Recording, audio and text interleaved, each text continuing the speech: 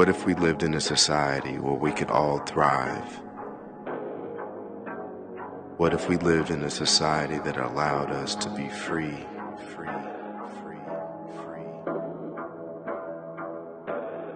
Some of the things that I have been born with, in the sense of wanting to know why things are the way that they are and wanting to know the answers to problems, which are racism, bigotry, division, politics. There's so many things that were taking place in the time that I was born to 48 years later.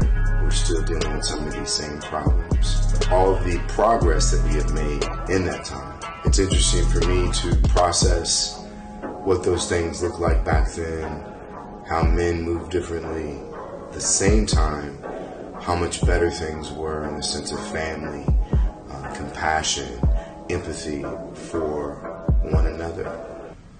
I think I am the product of the civil rights movement.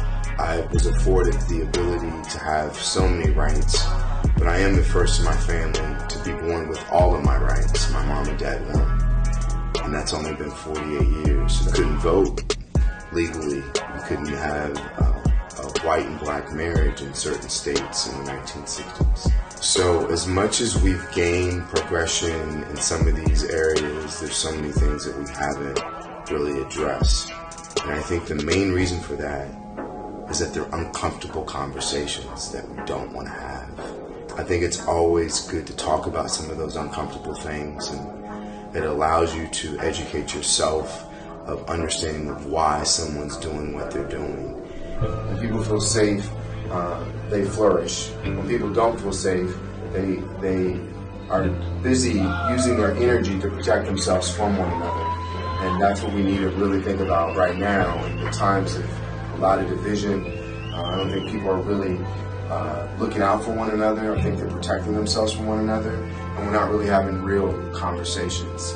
If you can just sit and have a little bit of empathy and listen to what people are upset about and ask them why, I think it really can have an impact, not only on the way that you view yourself, but the way that you view them.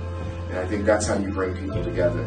When you step outside of New York, do you feel that people are judging you based off being Asian? Every day, for sure. Mm-hmm. But I don't look at that as a target on my back. Mm-hmm. I look at that because I love being an underdog anyway. Mm-hmm.